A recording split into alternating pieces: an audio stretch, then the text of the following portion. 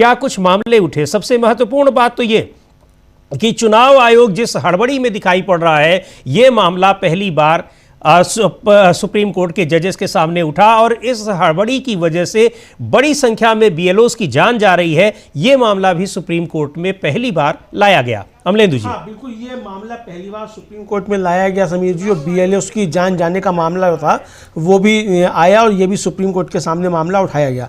लेकिन इससे पहले आज जो था वो केरल, तमिलनाडु और पश्चिम बंगाल के मामले जो थे वो सूचीबद्ध थे सुप्रीम कोर्ट के सामने, उन पर एसआईआर जो है उस पर बातचीत की जानी है। तो ये बातचीत जो थी वो आज इस पर शुरू हुई और इस पर नोटिस जो है वो इशू किए गए हैं। सबसे पहले जो है समीर जी ये कि आज तमिलनाडु, केरल, पश्चिम बंगाल, बिहार और पुडुचेरी जो है इनके वोटर रोल का जो एसआईआर इसको चुनौती देने वाली याचिकाओं पर सुनवाई हुई। खास बात यह है कि शीर्ष अदालत ने चुनाव आयोग और राज्यों के आयोग जो हैं उनको 1 दिसंबर तक जवाब यानी काउंटर फाइल दाखिल करने का आदेश दिया है। तमिलनाडु का मामला 4 दिसंबर को, केरल का मामला 2 दिसंबर, पश्चिम बंगाल के 9 दिसंबर को सुनवाई तय हुई है। चर्चा में प्रोसेस जो है उसकी टाइमलाइन और वोटर फॉर्म से जुड़े मुद्दे, जल्दबाजी की वजह से बीएलओ की जान लेने की घटनाएं, इन सब पे चिंताएं होती वो भी शामिल थीं। सबसे पहले तो सुप्रीम कोर्ट में जब ये मामला पहुंचा तो एक सीनियर एडवोकेट जो है वो तिवारी जी वो खड़े हुए और उन्होंने बताया कि ये मामला जो है नंबर 1 पे लगा हुआ है। सीनियर एडवोकेट अमित आनंद तिवारी उन्होंने बताया कि आइटम नंबर 1 जो है वो पुडुचेरी एसआईआर का मामला है। नोटिस जारी किए गए थे और काउंटर एफिडेविट इस पर नहीं आया, काउंटर फाइल नहीं किया गया है। तो सीजीआई ने कहा कि हम सोमवार को तमिलनाडु पर सुनवाई करेंगे। केरल का मामला कुछ अलग है, उसके फैक्ट्स भी अलग हैं। केरल मामला किसी और तारीख पर सुनेंगे। मामला बहुत छोटा है क्योंकि वे यानी सरकार जो है वहाँ की राज्य सरकार वो स्थानीय निकाय चुनाव की वजह से मोहलत मांग रहे हैं। फिर चुनाव आयोग की तरफ से राकेश धर द्विवेदी जो सीनियर एडवोकेट है, राकेश द्विवेदी, वो खड़े हुए। उन्होंने कहा कि केरल एसआईआर मामला था, हाई कोर्ट में था, हम पेश हुए थे, कोई समस्या नहीं है, हमें बस बीएलओ का एक छोटा सा सेक्शन चाहिए। जबकि यही सुप्रीम कोर्ट से ये पास करा लिया था द्विवेदी जी ने कि भाई इसमें हाई कोर्ट जो है वो दखलंदाजी नहीं करें और सुप्रीम कोर्ट इस मामले को सुने। और केरल हाई कोर्ट ने मामला इसीलिए सुनने से इनकार कर दिया कि चूंकि मामला सुप्रीम कोर्ट में है, सुप्रीम कोर्ट इस पर सुनवाई कर रहा है, तो हम इस पर सुनवाई नहीं करेंगे। लेकिन यहाँ बता रहे हैं द्विवेदी जी कि वो गए थे वहाँ और वहाँ उपस्थित थे और ये वहाँ जो था वो अब इस पर हमें कोई आपत्ति नहीं है, तो मतलब कोई समस्या नहीं है, बीएलओ का एक छोटा सा सेक्शन जो हमें चाहिए। और उन्होंने कहा कि वहाँ की जो सेक्रेटरी हैं उन्होंने भी कहा है कि हमारे काम में कोई रुकावट नहीं आएगी, अलग अलग लोगों को बांटा गया है। फिर सीजीआई ने कहा कि बस कुछ ही दिन लगेंगे, केरल और तमिलनाडु के बारे में अपनी अलग अलग स्टेटस रिपोर्ट्स दाखिल करें। सीनियर एडवोकेट रामचंद्रन जो है वो खड़े हुए, उन्होंने कहा कि तमिलनाडु में साइक्लोन का अलर्ट जारी है और ये टाइमलाइन जो है बहुत अनरियलिस्टिक है, मतलब जो समय सीमा तय की गई है ये बिल्कुल भी मतलब वास्तविकता से कोसों दूर है इसको। उनका एक वकील खड़े हुए, फिर उन्होंने कहा कि पिछले 22 दिनों में 50% फॉर्म डिजिटाइज हो गए हैं। जिन वोटर्स के फॉर्म डिजिटाइज नहीं हुए हैं उनका क्या होगा, उनके पास सप्लीमेंट्री ड्राफ्ट रूल्स होना चाहिए। इस पर द्विवेदी ने कहा कि एक बार फॉर्म साइन होकर बीएलओ को मिल जाए तो वो सबमिशन हो गया, डिजिटाइजेशन का काम हमारा है, वो बीएलओ का नहीं है, ये कहा। फिर डीएमके की तरफ से सीनियर एडवोकेट कमल सिब्बल खड़े हुए, उनका जो जमीन पर हो रहा है वो एकदम अलग है। सीजीआई ने कहा कि चुनाव आयोग जो है वो स्टेटस बताएगा कि क्या स्टेटस है। द्विवेदी ने कहा कि 4 तारीख को एक्सरसाइज खत्म हो जाएगी और 5 तारीख को इस पर केस होगा। कपिल सिब्बल ने कहा कि नहीं, बीएलएस को हर दिन 50 फॉर्म अपलोड करने की इजाज़त है, लेकिन 4 तारीख के बाद भी 10 से ज़्यादा अपलोड नहीं कर सकते। 4 तारीख के बाद भी हम 50 फॉर्म अपलोड कर सकते हैं, मुझे कोई प्रॉब्लम नहीं दिखती, ये कहा द्विवेदी ने। और उन्होंने आरोप लगाया कि राजनीतिक दल जो है बेवजह डर पैदा कर रहे हैं, ये उन्होंने आरोप लगाया। ये मतलब जो चुनाव आयोग की तरफ से जो वकील हैं राकेश द्विवेदी, उन्होंने कहा कि ये डर पैदा किया जा रहा है राजनीतिक दलों की ओर से, यानी उनकी तरफ से उनका ये कहना है, वो तो चुनाव आयोग का बचाव करेंगे ही कि ये कितनी जरूरी प्रक्रिया है, लेकिन इस प्रक्रिया में क्या खेल हो रहा है जिसकी वजह से ये पूरा मामला सुप्रीम कोर्ट में पहुंचा है, किस तरह से बड़ी संख्या में वोटरों मतदाताओं को मतदाता सूची से हटाने की कोशिश की जा रही है। इन सब मुद्दों को वो बहुत गहरा महत्वपूर्ण नहीं मानते हैं, ऐसा लगता है अमलेंदु जी। लेकिन बिहार का जो एसआईआर का मामला है उसका मुद्दा उठाए और सुप्रीम कोर्ट ने जस्टिस वहां पर कुमार ने शायद इसको ये बात कही कि इस मुद्दे को जो राज्यों का मसला है ये बिल्कुल अलग है, बिहार के मामले में हम एसआईआर की संवैधानिकता पर बात कर रहे हैं। बिल्कुल बिल्कुल, उन्होंने कहा कि बिहार के मामले में हम संवैधानिकता पर बात कर रहे हैं और संवैधानिकता पर ही इस पर बात होगी कि ये किस तरीके से वहाँ हुआ है और क्या क्या इसमें हो सकता है, ये इस पर हम बात करेंगे। और अभी जो बाकी जगहों की जो याचिका है उस पर हम केवल इसकी जो कहा जाए प्रोसीजर है, उस प्रोसीजर पे हम इस समय बात कर रहे हैं केवल जी। यानी ये जो अभी प्रक्रिया है कि उसमें कितना समय मिले कितना समय नहीं मिले, मतलब जिस तरीके से 5 महीने का लगभग समय जो है बिहार में की प्रक्रिया पर ही खत्म हुआ, तो ये 5 महीने का जो समय खत्म हुआ वो उसी के एक तरह से देखा जाए तो 5 महीने प्रक्रिया पर भी लग सकते हैं बाकी जगहों के।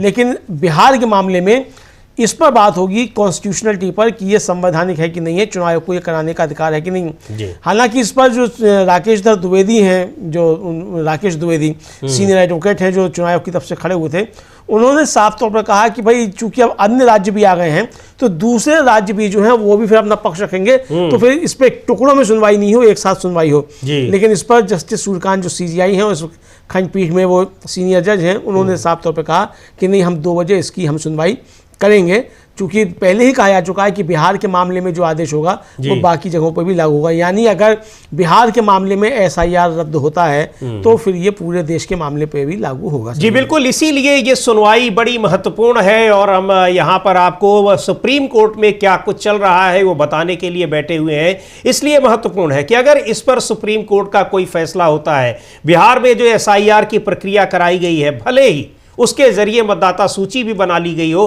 उस मतदाता सूची के आधार पर चुनाव भी करा लिए गए हो और रिजल्ट भी आ गए हो, वहां पर सरकार भी बन गई हो, लेकिन अगर उसको रद्द कर दिया जाता है तो वो पूरे देश पर लागू होगा, सभी जगहों पर। यानी जो 12 राज्यों में SIR कराने की घोषणा इसी बीच चुनाव आयोग ने की है वो भी फिर प्रभावित होगा। इसलिए ये बड़ी महत्वपूर्ण सुनवाई है कि इसमें क्या कुछ होना है और इसके आधार पर फिर ये चुनाव आयोग के ऊपर भी उनको भी ये समझाने की कोशिश होगी कि उनको ये अधिकार है या नहीं है। चूंकि लगातार मनमाने तरीके से इस प्रक्रिया के बारे में घोषणा करना, इसको शुरू कर देना और इसको किसी भी कीमत पर जल्दी से जल्दी पूरा कर लेना, ये चुनाव आयोग की मंशा को दिखा रहा है कि जो आरोप उस पर लग रहे हैं वो आरोप सही है। और इसीलिए इस पर ये सुनवाई इतनी महत्वपूर्ण है, क्योंकि ये बिहार में जो SIR करवाई गई है उसी को ये चुनौती दी गई है।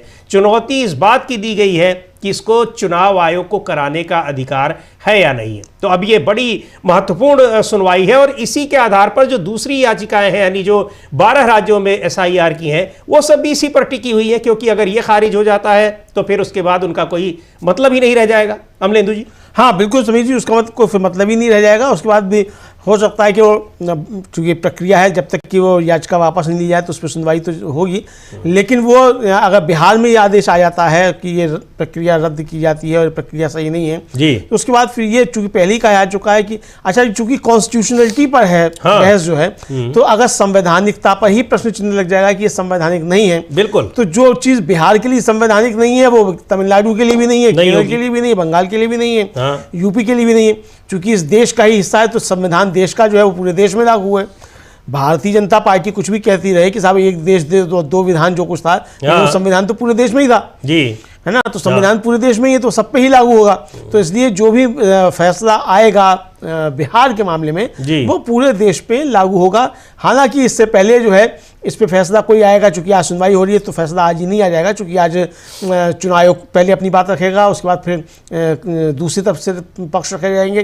चूंकि कपिल सिब्बल ने साफ कहा है कि आप चुनाव आयोग को पहले शुरू करने दीजिए, हम इनका जवाब देंगे, हम पूरी तैयार है। हालांकि हाँ, इस थोड़ा रोकेंगे आपको अमलेंदु जी, अभी जब दिन में इस पर सुनवाई हो रही थी यानी उन राज्यों की, तो जब बिहार SIR को एक बार टालने की भी कोशिश जी, लेकिन कपिल सिब्बल ने कहा नहीं, हम आज ही तैयार हैं और अभी इस पर सुनवाई करवाई जाए, हम अपना पक्ष रखने को पूरी तरीके से बिल्कुल तैयार हैं। बिल्कुल ये कहा गया कि हम इस पर पूरी तरीके से अपना तैयार हैं। और जो AIADMK की तरफ से आए थे उन्होंने भी कहा कि साहब वो मतलब आप आए थे अगर वहाँ के लिए तमिलनाडु के लिए बात करने के लिए, तो फिर बिहार में आप जो है क्यों हस्तक्षेप कर रहे हैं। लेकिन उन्होंने कहा कि साहब वो चूंकि कॉन्स्टिट्यूशनलिटी की बात हो रही है तो फिर सबको एक साथ सुना जाए, यानी कि इस मामले को लंबा टाला जाए और तब तक जो है वो SIR हो जाए। अब देखिए 2 दिसंबर, 4 दिसंबर, 9 दिसंबर तारीखें लगी, तो 4 दिसंबर तक तो गणना प्रपत्र भरने का समय पूरा हो ही जाए, मतलब काम पूरा हो ही जाएगा। बिल्कुल हाँ, भाई 4 तारीख तक उसको पूरा कराना है। और जिस हड़बड़ी में चुनाव आयोग अमलेदु जी दिखाई पड़ रहा है, एक तरीके से इस प्रक्रिया को जानलेवा प्रक्रिया बताया जा रहा है, क्योंकि अब तक 22-23 बीएलओस की जान जा चुकी है और इतना दबाव है, ये बताया जा रहा है। और ये बात हम इसलिए कह रहे हैं कि जिन बीएलओस की जान गई है उनके परिजनों के ये आरोप है, उनके परिजनों का कहना है, कई लोग तो इस बारे में बाकायदा नोट लिख कर गए हैं और तब उन्होंने अपनी जान दे दी है। इस तरीके से इतना दबाव, आखिर क्या हड़बड़ी है, ये बहुत बड़ा सवाल है। और अगर उसी में चुनाव आयोग को पूरा करने के बाद सुनवाई आगे जारी रहती है, तब तो फिर उसकी फिर से जीत हो जाएगी, जैसे बिहार में उसने कर लिया, सब कुछ कर लिया और उसकी कॉन्स्टिट्यूशनलिटी है उस पर अभी सुनवाई ही हो रही है। हाँ बिल्कुल समीर जी, और उसकी कॉन्स्टिट्यूशनलिटी पर बहस हो रही है, अभी सुनवाई हो रही है। अभी वो अपना पक्ष रखेंगे, फिर कपिल सिब्बल, अभिषेक मनु सिंघवी, प्रशांत भूषण, वो सब अपना पक्ष रखेंगे, यानी याचिकाकर्ता सब पक्ष रखेंगे। जो 13 मतलब 8 दल और कुछ राजनीतिक जो संगठन है वो पहुंचे हुए हैं, ADR है और योगेंद्र यादव हैं, वो सब अपने तर्क रखेंगे। तो यानी ये बहस अभी लंबी चल सकती है, ये जो समझ में आ रहा है। और वहां तो चुनाव भी हो गया, सरकार भी बन गई, नई सरकार ने शपथ भी ले ली जी। और कल को अगर ये ठहरा दे सुप्रीम कोर्ट की ये असंवैधानिक है और इसके ये आपको बनाने का अधिकार नहीं है, तो जिस काम को करने का अधिकार नहीं है उसके आधार पर चुनाव भी हो गया, सरकार भी बन गई, तो सरकार का क्या होगा? तो क्या फिर महाराष्ट्र के तरीके से सरकार चलती रहेगी, जैसा सुप्रीम कोर्ट ने कहा कि सरकार अवैध है लेकिन चलती रहेगी? तो क्या बिहार की अवैध सरकार चलती रहेगी फिर? ये बड़ा सवाल होगा। ये संवैधानिक रूप से तो ये ठीक नहीं होगा, क्योंकि अगर जिस प्रक्रिया को ही असंवैधानिक बता दिया गया हो, उसी प्रक्रिया के तहत वहाँ जो मतदाता सूची बनी है उस पर चुनाव हुए हैं, तो उसको मतलब कहीं से भी कानूनी और संवैधानिक नहीं ठहराया जाएगा। लेकिन अब ये तो तय करने का काम सुप्रीम कोर्ट का है, कोर्ट का है, इसको हम आप नहीं तय कर सकते हैं। हम लोग आप केवल आधार बता सकते हैं कि क्या कुछ हो सकता है, अनुमान लगा सकते हैं अमलेदु जी, लेकिन अनुमान लगा सकते हैं और जो तकनीकी पहलू है उनका थोड़ा सा विश्लेषण कर सकते हैं जी। ये चीजें आ सकती हैं। बाकी क्या दलीलें रखी जाती हैं और सुप्रीम कोर्ट उन दलीलों से कितना सहमत है कितना असहमत होता है, इस पर भी निर्भर करता है। बिल्कुल भाई, हम लोग एक पत्रकार के नाते समीक्षा कर रहे हैं, कानूनी उसके पक्ष क्या है वो वकील साहिबान बताएंगे। जाहिर सी बात है कि इतने सीनियर एडवोकेट सब वहाँ खड़े हुए हैं जिनका 50 साल का अनुभव है, बिल्कुल, तो वो तो ज्यादा समझदार है और कानूनी पक्ष अच्छे तरीके से जानते हैं। तो जाहिर सी बात है कि सुप्रीम कोर्ट उनकी बात सुनेगा और उसी के आधार पे जो कानून कहेगा उसका पालन होगा, मतलब उस पर फैसला आएगा जो भी आएगा। लेकिन चिंताएं जो पैदा होती हैं वो चिंताएं रखी जा सकती हैं, जैसे BLS को लेकर समीर जी मसला था जी। 23 BLO की अब तक जान जा चुकी है, वो खुद अपनी जान ले चुके हैं। ये मसला भी आज आया सुप्रीम कोर्ट में। और लेकिन जब ये मसला आया तो हमारे जो राकेश द्विवेदी साहब हैं, चुनाव आयोग की तरफ से जो सीनियर एडवोकेट हैं, उन्होंने बहुत ही असंवेदनशीलता का और अमानवीयता का परिचय दिया कि साहब ये आपकी याचिका में नहीं है। अरे भाई, जान जा रही है आज, और याचिका 1 महीना पहले पड़ी हुई है, तो कैसे 1 महीना पहले आ जाएगा याचिका में? तो यानी आप कानून की बात रखते हुए आप इतने ज्यादा अमानुषिक हो जाएंगे, इसकी तो कम से कम आशा नहीं की जा सकती। हालांकि प्रधानमंत्री नरेंद्र मोदी और मुख्य चुनाव आयुक्त ज्ञानेश कुमार जी के विषय में ये विपक्ष लगातार कह रहा है कि ये अमानुषिकता जो है उसकी सारी सीमाएं तोड़ चुके हैं जी। लेकिन वो ठीक है, विपक्ष के अपने आरोप प्रत्यारोप हैं, वो अपना कह रहे हैं, लेकिन कम से कम अदालत के सामने तो खड़े होकर इस तरीके की अमानुषिकता का परिचय ना दिया जाए। बिल्कुल, और कितनी इलॉजिकल बात है ये, तो सुनने में भी लग रहा है कि इतने वरिष्ठ वकील हैं, वो ये बात कैसे कह सकते हैं कि याचिका में उन बातों को नहीं रखा गया है जो आज घटित हो रही है। अब 1 महीने पहले की याचिका में आज घटित होने वाली घटनाओं के बारे में कैसे कहा जा सकता था, कैसे उसकी चर्चा की जा सकती थी? ये तो बहुत ही एक सामान्य एक समझ की बात है। हाँ बिल्कुल समीर जी, सामान्य समझ की बात है। और ये सामान्य समझ का भी जो परिचय जो है वो एक तरीके से आज नहीं दिया गया चुनाव आयोग की तरफ से। और अब सुप्रीम कोर्ट में समीर जी सुनवाई शुरू हो चुकी है, बड़ी खबर ये आ रही है जी। और सुनवाई शुरू होते ही जो राकेश द्विवेदी हैं चुनाव आयोग की तरफ से हैं, उन्होंने जो है कि वो कहा कि मेरी तबीयत ठीक नहीं है और मुझको जो है वो ऑनलाइन उपस्थित होने का परमिशन दी जाए, मेरी तबीयत ठीक नहीं है। तो इस पर CGI ने कहा कि मौसम की वजह से, तो सिब्बल ने कहा कि बहुत खराब हवा है और हमारी उम्र में जो है काफी ये मुश्किल हो जाता है। CGI ने कहा कि कल मैं 55 मिनट तक चला, जब वापस आया तो सुबह तक मुझे दिक्कत हो रही थी।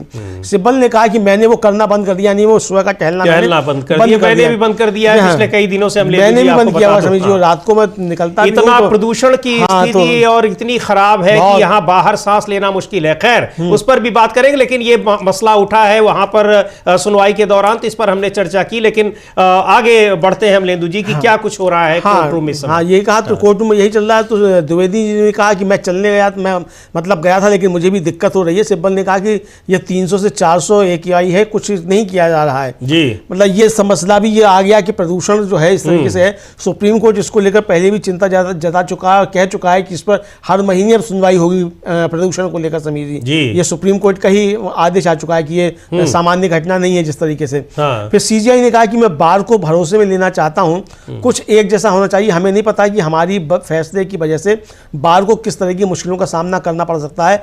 बार सुझाव दे सकता है, हम कुछ करेंगे। यानी जो प्रदूषण का मामला है इस पर भी हम कुछ ना कुछ करेंगे। ये अभी शुरुआत समीर जी हुई है जी।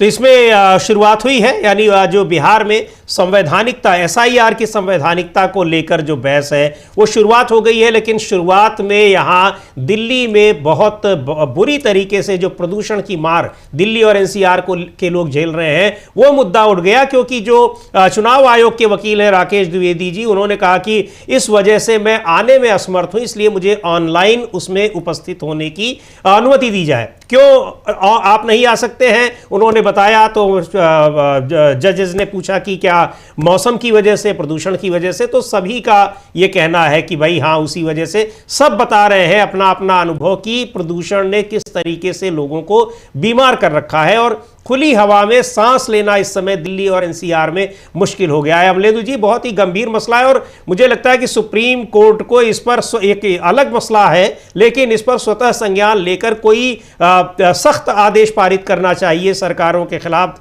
जो दिल्ली की सरकार है, NCR की, और केंद्र सरकार को भी, क्योंकि इसको लेकर पिछले लगभग 1 महीने से दिल्ली में यही हालात बने हुए हैं। हाँ बिल्कुल, यही हालात बने हुए समीर जी। और इसके बाद कोर्ट ने जो है उनको अनुमति दे दी कि आप ऑनलाइन उपस्थित हो जाइए। जी हाँ। आइए। और CGI ने कहा कि किसी की भी स्वास्थ्य से जो है वो समझौता नहीं करना चाहिए। पहले के जजों में से एक को अभी स्ट्रोक आया है।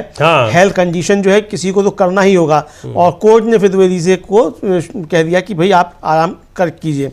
कपिल सिब्बल ने अपनी बात शुरू की और कपिल सिब्बल ने कहा कि ये मामला जो है वो डेमोक्रेसी पर असर डालता है। आप जो तय करेंगे, यानी सुप्रीम कोर्ट जो तय करेगा, वो भारत में डेमोक्रेसी का भविष्य तय करेगा।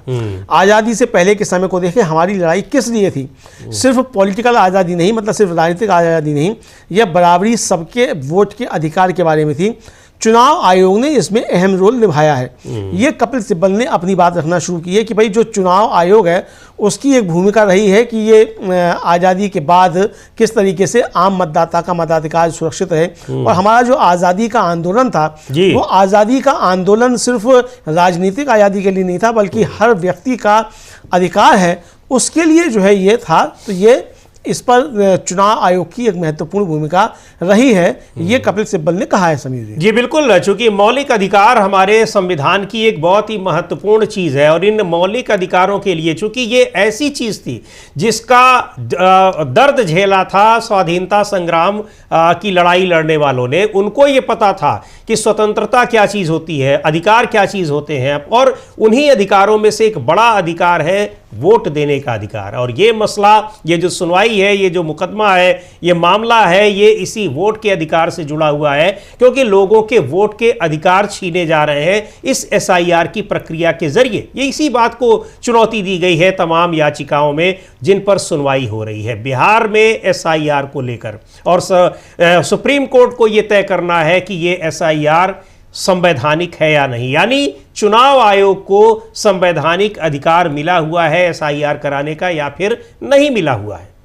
बिल्कुल, और बहस इसी पर हो रही है कि चुनाव आयोग ये करा सकता है कि नहीं करा सकता है। बीच में कई एफिडेविट जो थे चुनाव आयोग से मांगे गए थे और चुनाव आयोग से कहा गया था कि भाई आप इसमें अपना पक्ष रखिए, काउंटर एफिडेविट आप दाखिल कीजिए कि आपकी कॉन्स्टिट्यूशनलिटी आप में, मतलब ये कॉन्स्टिट्यूशनल है कि नहीं है, संवैधानिक है नहीं है, और अगर आपको लगता है कि संवैधानिक है तो बताइए किस तरीके से संवैधानिक है।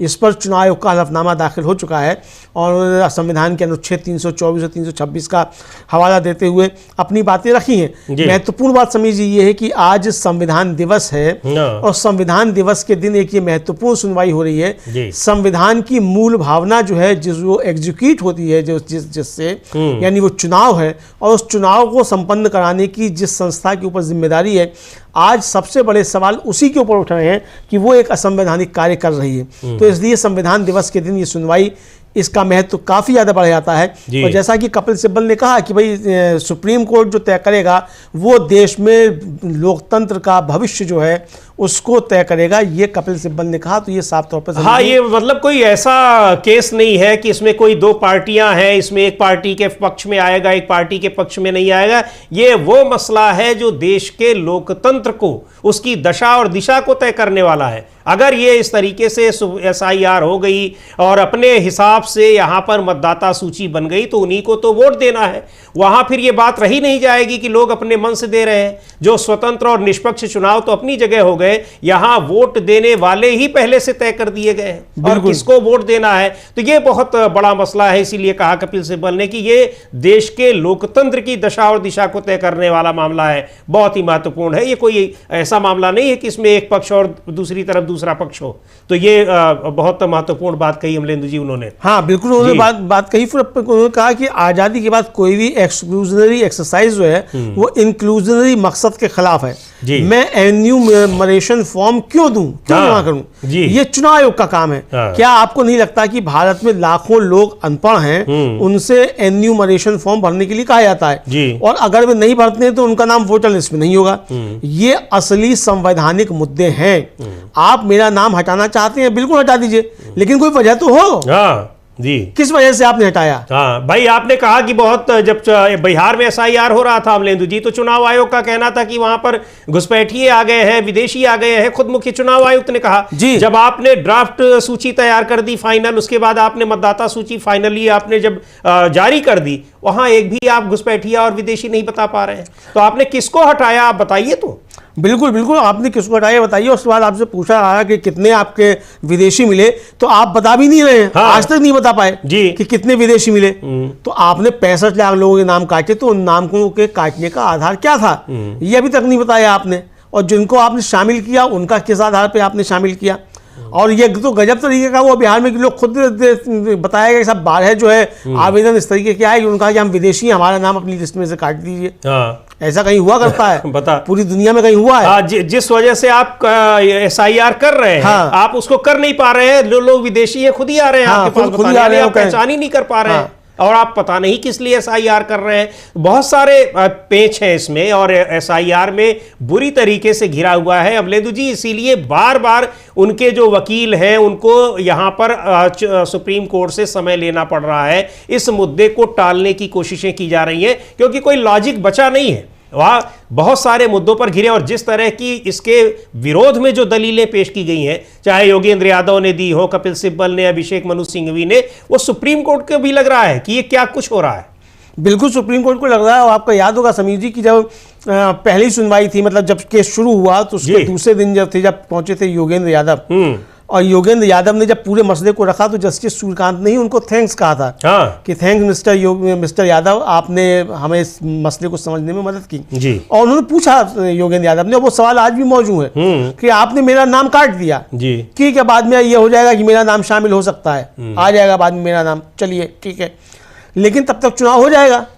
और आपने मेरा मताधिकार तो छीन ही लिया। बिल्कुल, लेकिन अगर मैं चुनाव लड़ना चाहूं तो आप मुझको चुनाव भी नहीं लड़ने देंगे, चूंकि मेरा नाम तो मतदाता सूची में है। बिल्कुल, अब वो 67 लाख लोग जिनके बिहार में नाम काटे गए अमलेंदु जी, कल को वो जोड़ दिए जाए। लेकिन जो सरकार आपने बनवा दी उसमें तो उनका रोल खत्म हो गया। बिल्कुल खत्म हो गया। और ये सरकार फिर कैसे ये जो है वैधानिक तरीके से चुनी गई बताई जाएगी। हालांकि ये मसला तो उसके बाद उठेगा ही, चूंकि निश्चित तौर पर इसकी वैधानिकता पर सवाल उठेंगे।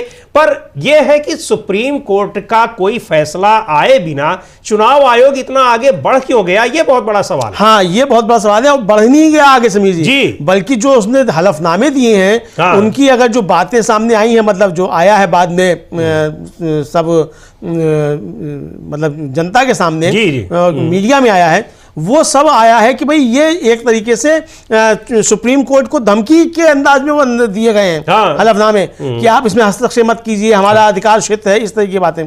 कपिल सिब्बल ने जो है वो आगे अपनी बात रखी है और कहा है कि आज़ादी के बाद कि पूरी प्रक्रिया या कोई भी कमीशन बाहर करने वाला नहीं होना चाहिए, नहीं तो ये गैर कानूनी होगा। दूसरी बात, आपके पास आधार होने का मतलब ये नहीं है कि आप भारत के नागरिक हैं, ठीक है। अगर मैं भारत का नागरिक हूं और आमतौर पर यहाँ रहता हूं और 18 साल से ज़्यादा का हूं तो मैं उम्र दे सकता हूं। रहने की जगह और उम्र वोटर लिस्ट में दिखाई देगी जी। इसलिए मेरा यह कहना है कि नाम हटाने के लिए एक प्रोसेस का पालन करना होगा जो सही और निष्पक्ष हो। और तीसरा मुद्दा नागरिकता का है। फॉर्म 6 और 7 के तहत नागरिकता के सबूत पर सेल्फ डिक्लेरेशन को स्वीकार किया जाता है, जो कि आप एम्यूनरेशन फॉर्म में स्वीकार नहीं कर रहे हैं जी। ये इसमें सब तो मतलब सेल्फ डिक्लेरेशन अब तक होता था, और जो 2003 की भी एसआर थी उसमें भी सेल्फ डिक्लेरेशन का मामला है, और असम में भी जो आप करा रहे हैं एसआर वहां भी सेल्फ डिक्लेरेशन है। सेल्फ, जी हाँ। तो इसलिए जो है ये सेल्फ डिक्लेरेशन का मामला यहाँ सामने कपिल सिब्बल ने रखा है समीर जी। जी बिल्कुल, और ये उसके पहले ही कपिल सिब्बल ये कह चुके हैं कि ये कोई ऐसा नहीं है कि इसमें जो हमसे ये कहा जा रहा है ये चुनाव आयोग का काम है यहाँ पर मतदाता सूची को अपडेट करना, और मुझसे कहा जा रहा है कि मैं गणना प्रपत्र यानी वो फॉर्म दूं, मैं क्यों दूं, और उसके बाद ये है कि ये चुनाव आयोग का काम है। लेकिन इन सारी चीज़ों को जो कर रहे हैं तो सभी व्यक्ति उसको फॉर्म को भर नहीं सकता है, तकनीकी उसकी जो खामियां हैं इस SIR को। और अच्छा, सबसे बड़ी बात अमलेंदु जी, इतनी सारी चीज़ें हैं यहाँ पर, करोड़ों लोग ऐसे हैं जो उस फॉर्म को नहीं भर सकते हैं। ऐसे सब लोग नहीं है कि भर देंगे उसको, उसमें भी आप इतनी जल्दी में कि आप पूरी प्रक्रिया को 1 महीने के भीतर, यानी फॉर्म आप दे भी आएंगे, उसको भरवा कर ले भी आएंगे, उसकी स्क्रूटिनी भी हो जाएगी, और उसके बाद आप उसको ड्राफ्ट उसका बनाकर तैयार भी कर देंगे। ये कैसे चुनाव आयोग किस मशीन से काम कर रहा है? इतनी फास्ट तो EVM मशीन भी नहीं होती है।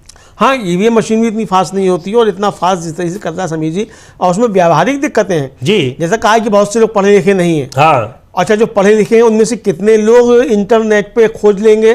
बिल्कुल। कितनों के पास स्मार्टफोन है, या कितनों के पास लैपटॉप या कंप्यूटर है ना। डिजिटल, पहले तो हमारे यहाँ साक्षरता कितनी है, उसके बाद डिजिटल साक्षरता कितनी है। और डिजिटल साक्षर होने के समीर जी आपको याद होगा कि जिसमें कोरोना काल आया उस समय जब ऑनलाइन क्लासेस लगते थे, हाँ। तो ये बड़ा मसला उठा था कि भाई ये तो और भेदभाव को बढ़ाया जा रहा है शिक्षा में, जी हाँ। कि जिसके पास डिजिटल नहीं है, मतलब जिसके पास मोबाइल नहीं है, वो क्लास अटेंड ही नहीं कर सकता, और नहीं कर पाए, बहुत सारे नहीं कर पाए, ड्रॉप आउट हो गए। तो ये है, तो इसीलिए ये यहाँ भी मसला उठाया कि भाई जिनके पास नहीं है वो किस तरीके से करेंगे, भाई वो किस तरीके से।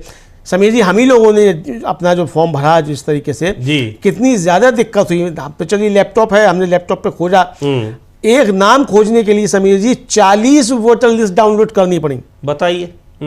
और उसके बाद जाके एक नाम मिला और दूसरा नाम नहीं मिला। तो ये कैसे? आपने सर्चेबल रखा नहीं उसको, क्योंकि सर्चेबल करते ही डुप्लीकेसी पकड़ में आ जाएगी, जी। तो आपने उसको सर्चेबल नहीं रखा है कि ये डुप्लीकेसी पकड़ में आ जाएगी। डुप्लीकेशन सॉफ्टवेयर आप इस्तेमाल नहीं कर रहे हैं, तो इसके पीछे भी आपकी मंशा है, जो कि प्रशांत भूषण ने उठाया था कि भाई आपने डुप्लीकेशन सॉफ्टवेयर का इस्तेमाल क्यों नहीं किया, और इसमें क्यों नहीं कर रहे हैं आप। ये मसला भी उठाया गया समीर जी। जी बिल्कुल, यानी आप उसको, ऐसा नहीं है कि आमतौर पर जो वेबसाइट्स होती है उनमें कोई चीज़ आपको ढूंढनी है, उसमें बहुत सारे लोगों का नाम है और आपने अपना नाम, उसमें नाम की स्पेलिंग डाली, तो अगर आपका नाम उसमें मौजूद है तो आ जाएगा। ये व्यवस्था चुनाव आयोग ने अपने वेबसाइट पर नहीं कर रखी है। और होता क्या है, क्यों नहीं कर रखी है, जो अभी अमलेंदु जी बता रहे थे, मैं उसी को थोड़ा सा और एक्सप्लेन कर दूं। इसलिए नहीं रखी है कि अगर आपका नाम उसमें समीर है या अमलेंदु है और आप अपने नाम की स्पेलिंग टाइप करेंगे, उस नाम के अगर 50 लोग हैं तो 50 के 50 आ जाएंगे। अब ऐसे कई नाम जो पता लग रहा है कि एक ही नाम पर, एक ही फोटो पर, एक ही तस्वीर पर, एक ही मकान नंबर पर कई लोगों के नाम अपलोड कर दिए गए हैं, वो चीज पता लग ही नहीं पाएगी। उसमें आपको क्या होगा कि पूरी की पूरी सूची आप डाउनलोड करिए और तब जाकर आपको अगर नाम है तो पता लगेगा, नहीं है तो नहीं पता लगेगा। क्या अमलेंदु जी यही बात है? हाँ, बिल्कुल आप सही कह रहे हैं समीर जी, कि उसमें मालूम ही नहीं पड़ेगा कि आपका नाम है कि नहीं है। अब जैसे बिहार के उप मुख्यमंत्री विजय कुमार सिन्हा, उनका 2 जगह इम्यूनेशन फॉर्म भरा गया, जी हाँ। अब उनको अब हो सकता है कि उन्होंने खुद भी भरा हो, लेकिन मुझे नहीं लगता कि उन्होंने खुद भरा होगा। BLO ने, चूंकि भाई उप मुख्यमंत्री हैं, तो दोनों जगह BLO ने खुद ही भर के कर दिया होगा कि नौकरी पे आ जाएगी। लेकिन अगर विजय कुमार सिन्हा को मालूम होता, वो अपना सर्च करते कि 2 जगह उनका नाम है, तो खुद ही कह देते कटवाने के लिए। और क्या है ना। लेकिन जब कह क्या देते हैं अमलेंदु जी, उनका तो 2 जगह था, पता लग गया, यहाँ तो दिल्ली में, हरियाणा में, उत्तराखंड में, राजस्थान में, कहां से लोग थे जो पहले वहां भी दिए 6 महीने पहले, और फिर जाकर उन्होंने बिहार में भी वोट दिया, और बड़े शान से वो अपना तस्वीरें पोस्ट कर रहे हैं कि देखिए हमने दिल्ली में भी वोट दिया और जाके बिहार में भी वोट दिया। जी हाँ। प्रबुद्ध लोग, भारतीय जनता पार्टी के से जुड़े हुए लोग, आरएसएस से जुड़े हुए लोग, तो अब चुनाव आयोग क्या कुछ कर रहा है, सब नतीजा उसका सामने दिखाई पड़ रहा है। क्या उसने डुप्लीकेसी चेक की है, किस तरीके से उसने यहाँ पर मतदाता सूची में घुसपैठियों को, विदेशियों को, इन लोगों को कैसे उसमें स्क्रूटिनाइज किया है, ये सारी चीजें बिल्कुल दिखाई पड़ रही हैं। तो निश्चित तौर पर ये अब इसको चैलेंज किया गया है, सुप्रीम कोर्ट के जजेस के सामने भी ये सारी बातें हैं। और क्यों चुनाव आयोग इस प्रक्रिया के प्रीजुडिस होने के बावजूद 12 दूसरे राज्यों में भी कराने की घोषणा कर रहा है, और इतनी जल्दबाजी में कराने की घोषणा कर रहा है कि इधर डेट पर डेट ली जा सके सुप्रीम कोर्ट में, और उधर पूरी एसआईआर की प्रक्रिया खत्म करा के आगे उसकी क्या प्लानिंग है उसको एग्जीक्यूट किया जाए। बिल्कुल बिल्कुल समीर जी, यही है, इसको किया जाए। और इस पर पूछा उन्होंने सीजीआई ने जी कि सीजीआई मतलब कपिल सिब्बल ने कहा कि भाई ये जो प्रक्रिया है, ये कानून के तहत वोटर का पर डॉक्यूमेंटेशन का बोझ कभी नहीं डाला जा सकता। तो सीजीआई ने कहा तो आप कहना ये चाहते हैं कि एक बार आपका नाम अगर वोटर रोल में आ गया तो ये एक वैलिड एंट्री है, और अगर कोई इस पर शक करता है तो उसे इसे साबित करना होगा। सिब्बल ने कहा जी हाँ बिल्कुल, और सिब्बल ने कहा कि ये डेटा पाने का प्रोसेस 2 महीने में पूरा नहीं हो सकता। और समीर जी, जो हम लोगों ने दोपहर भी बात की थी 12 बजे भी ब्रेकिंग में, कि जो लाल बाबू हुसैन मामला है उसमें 3 जजों की खंडपीठ का साफ आदेश है कि एक बार वोटर लिस्ट में नाम आने का मतलब है कि वो छानबीन कर ही वोटर लिस्ट में नाम आया है। इसके बाद अगर कोई नाम काटा जाता है तो जो व्यक्ति उस पर आपत्ति कर रहा है उसके ऊपर यह जिम्मेदारी है कि वो साबित करे कि ये इसकी एंट्री गलत है। चुनाव आयोग किसी भी व्यक्ति का नाम बिना नोटिस दिए हुए, बिना उसकी बात सुने हुए नहीं काट सकता, और वैलिड आपको तर्क रखने होंगे। आपको बताना पड़ेगा कि आपके पास क्या सबूत है कि इस व्यक्ति का नाम इससे काटा जाना चाहिए। ये साफ तौर पर लाल बाबू हुसैन मामले में आदेश है। 3 जजों की खंडपीठ का वही बात कह रहे हैं कपिल सिब्बल भी ना कि आप काट दीजिए नाम, लेकिन आपको वो एक वैलिड वजह तो होनी चाहिए कि आप हमारा नाम क्यों काट दे रहे हैं।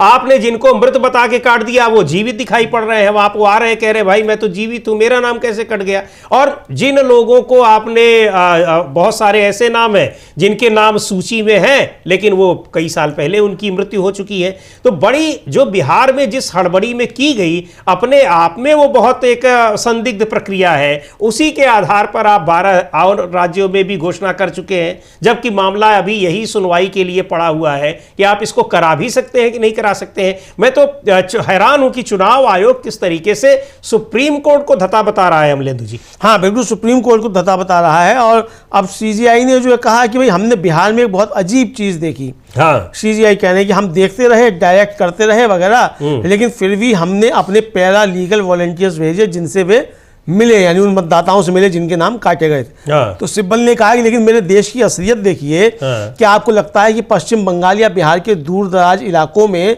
गिनती के फॉर्म भरना आता है, मतलब इम्यूनरेशन फॉर्म भरना आता है। तो सीजीआई ने कहा कि फ्री लीगल वॉलंटियर्स हैं। सिब्बल ने कहा कि लेकिन करोड़ों वोटर हैं, इतने मतदाता हैं, इतने सारे लोग वोटने गए और देखा कि उनका नाम नहीं है, वे वहां से कहां जाएंगे ये भी तो मालूम पड़े कि चुनाव आयोग ने नाम तो काट दिया लेकिन वो गए बूथ पे, मालूम पड़ा उनका नाम ही नहीं है। करोड़ों लोग इस तरीके के हैं, मतलब लाखों लोग जो थे वो करोड़ों लोग जो थे वो गए इस तरीके से, तो उनके नाम गायब थे। तो इस पे कैसे मालूम पड़ेगा जी।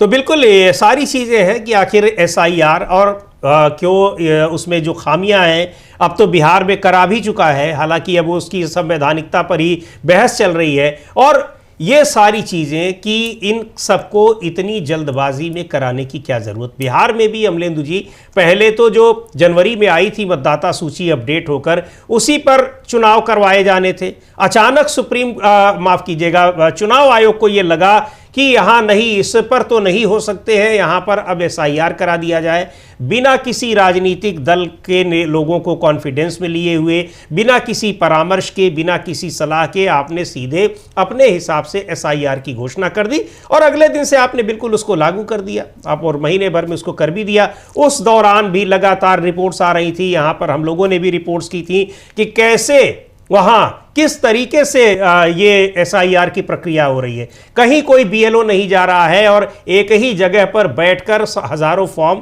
भर दिए जा रहे हैं, मनमाने तरीके से भरे जा रहे हैं। अमलेंदु जी, एक दो नहीं, सैकड़ों हजारों वीडियो वायरल हुए थे और अलग अलग जगहों के।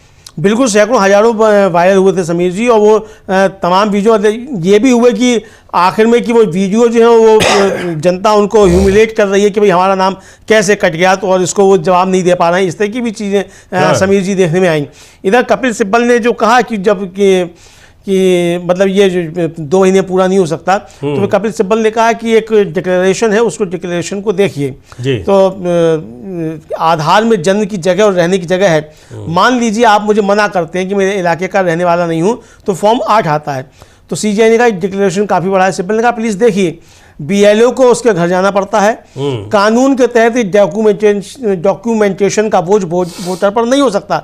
स्पेशल रिवीजन ऐसे ही होता है, BLO घर घर जाकर देखता है, डेटा लेने के काम 2 महीने पूरा नहीं हो सकता, बिल्कुल नहीं हो सकता है। CGI ने कहा कि अगर मान लीजिए कानून किसी प्रोसेस को शुरू करने की इजाज़त देता है तो शायद कोई अथॉरिटी 4 महीने ले सकती है।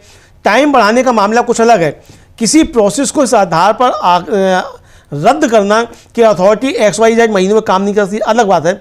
हमने बिहार में एक अजीब चीज़ देखी, हम लगातार डायरेक्ट करते रहे, अपने पैरालीगल वॉलंटियर्स भेजे, कोई यह कहने के लिए आगे नहीं आया कि मुझे बाहर कर दिया गया है। सिब्बल ने कहा कि मेरे देश की असलियत देखिए कि आपको लगता है कि पश्चिम बंगाल या बिहार के दूर दराज इलाकों में गिनती के फॉर्म भरना आता है। CGI ने कहा कि फ्री लीगल वॉलंटियर्स हैं। सिब्बल ने कहा लेकिन करोड़ों वोटर्स हैं, इतने सारे लोग वोट देने गए और देखा कि उनका नाम नहीं है, तो वे कहाँ जाएंगे। बिल्कुल, वहाँ पर लोग अचानक उनके नाम कटे हुए मिल रहे हैं वहाँ से, तो आखिर वो जाएंगे कहाँ, किसके पास जाएंगे। और जिस तरीके से SIR की प्रक्रिया हुई है तो निश्चित तौर पर बहुत सारे नाम कट गए हैं। अब ये रैंडमली फॉर्म लिए गए, भरे गए, उस तरह की तस्वीरें दिखाई पड़ी हैं, उसी के आधार पर ये मतदाता सूची बनी भी है। कौन है इनके लिए दोषी? जिन लोगों के भी नाम कटे हैं। और यहाँ नियम ये कहता है कि किसी भी व्यक्ति का जिसका नाम आ गया है वो नहीं कटना चाहिए। चुनाव आयोग नहीं काट सकता है, और काटेगा तो उसका वैलिड रीजन देगा, और केवल रीजन ही नहीं देगा, पहले उनको नोटिस देगा। ये प्रक्रिया है अमलेंदु जी कि अगर आप मेरा नाम, आपको नहीं लगता कि मैं एलिजिबल वोटर हूं, तो आप मुझे कहेंगे कि ये चीजें हैं जिनकी वजह से आप एलिजिबल वोटर नहीं है, फिर मैं उसका जवाब दूंगा कि नहीं, आपको गलत जानकारी है, मैं हूं। उसके बाद अगर चुनाव आयोग को लगता है तो फिर वो वजह बताते हुए हमारा नाम काट सकता है। ऐसे नहीं है कि जिसका मन में आया आपने नाम काट दिया, जिसका मन में आया नाम जोड़ दिया। और वजह बताते हुए नाम नहीं काट सकता समीर जी। जी हाँ, वजह बताएगा, उस पर हमारा जवाब लेगा, वही हम जवाब लेगा, फिर हाँ, फाइनल वो करेगा कि हाँ, तब फाइनल होगा। ऐसे आप नाम नहीं काट देंगे। इस पर CGI ने कहा कि उनका वो लोग कहाँ जाएंगे, तो उनका वो किसी फोरम पर जाएंगे। सिब्बल ने कहा कि करोड़ों वोटर हैं, कितने वॉलंटियर हो सकते हैं, प्लीज समझिए मामले को, समझिए, नाम कटने पर वे क्या कर सकते हैं जी। तो CGI ने कहा कि गांव के इलाके में वोटिंग का दिन सेलिब्रेशन होता है, वे बहुत सावधान रहते हैं। कपिल सिब्बल ने कहा कि सवाल यह है कि कौन किसे और कैसे वोट दे रहा है। मुझे ये कहते हुए दुख हो रहा है, इसमें कोई शक नहीं कि कई नाम हटा दिए गए। हम आपके सामने ऐसे लोग लाए जो जिंदा थे लेकिन हटाए हुए दिखाए गए। BLO ने कैसे तय किया कि वे मर चुके हैं, इसका कोई कारण तो होना चाहिए, होगा, कोई प्रमाण तो होगा। तो ये कपिल सिब्बल ने वो एक्चुअली वो सारी चीजें वही थी अमलेंदु जी, जिस तरीके से SIR के दौरान जो हम लोग देख रहे थे, रिपोर्ट्स आ रही थी कि वहां एक जगह बैठकर वहां पर तय किया जा रहा था, फॉर्म भरे जा रहे थे। अब उसमें आप चाहे किसी को मृत दिखा दीजिए, चाहे किसी को जीवित दिखा दीजिए, चाहे किसी को नया वोटर बनाकर लाकर रख दीजिए, किसी को कुछ पता ही नहीं है। लिस्ट जब आती है तो जीवित लोगों को पता चलता है कि अभी तक तो हम कुछ महीने पहले, साल भर पहले हमने लोकसभा में वोट दिया था, आज हमको मृत बता के बाहर कर दिया गया है, और वो भी लोगों को बताया भी नहीं गया। मतदाता सूची आ गई तब ये लोगों को पता चला कि अच्छा वो तो मर चुके हैं चुनाव आयोग की निगाह में। बिल्कुल बिल्कुल, ये आया। तो इस पर जस्टिस बागची जो हैं उन्होंने भी बीच में हस्तक्षेप किया समीर जी, और जस्टिस बागची ने जो है ये कहा कि भाई मृतकों की लिस्ट ना सिर्फ वेबसाइट पर बल्कि पंचायत ऑफिस वगैरह पर भी डाली गई थी। ये उन्होंने कहा, लेकिन वो कहीं डाली नहीं गई थी, केवल कहा था चुनाव आयोग ने कि हमने डाल दिए, लेकिन वो कहीं डाली नहीं गई थी। लेकिन जस्टिस बागची ने कहा कि वो तो लिस्ट पंचायतों इत्यादि पर डाली गई थी। तो कपिल सिब्बल ने कहा कि भाई जो रूरल एरियाज़ में वोटिंग हो रही है वो अलग मसला है, और मुझे ये कहते हुए बड़ा दुख हो रहा है कि नाम काटे गए हैं। तो फिर कपिल सिब्बल ने कहा कि SIR जो है इस देश में कभी नहीं हुआ। इस पर CGI ने कहा कि कभी नहीं हुआ जो है ये किसी काम की संवैधानिक वैधता तय करने का पैरामीटर नहीं हो सकता जी, ये उनका कहना है। हालांकि बात सही है कि कभी नहीं हुआ तो नहीं हुआ, ये आगे भी नहीं होगा, कोई जरूरी नहीं है। जी, जी। लेकिन उसकी कॉन्स्टिट्यूशनलिटी जो वो तो होनी चाहिए ना। तो कॉन्स्टिट्यूशनलिटी यही है कि चुनाव आयोग को नई सूची बनाने का अधिकार नहीं है, आपको सूची को अद्यतन करने का अधिकार है। वो आप अद्यतन कीजिए जो आप असम में कर रहे हैं जी, और वो अद्यतन की करने की प्रक्रिया भी अब ले ली। ये नहीं है कि ज्ञानेश कुमार जी को समझ में आया कि चलो ठीक है हम इसको महीने भर में करवा लेते हैं। साल भर 2 साल इस प्रक्रिया में लगते हैं, और इसलिए नहीं लगते हैं कि कोई लोग कर नहीं पाते हैं या पहले मैन पावर नहीं था, आज आपके पास बड़ा मैन पावर हो गया है, चाहे आप जितना दबाव दे दीजिए। सिब्बल वही कह रहे हैं कि BLO को उनके घर जाना होता है मतदाताओं के।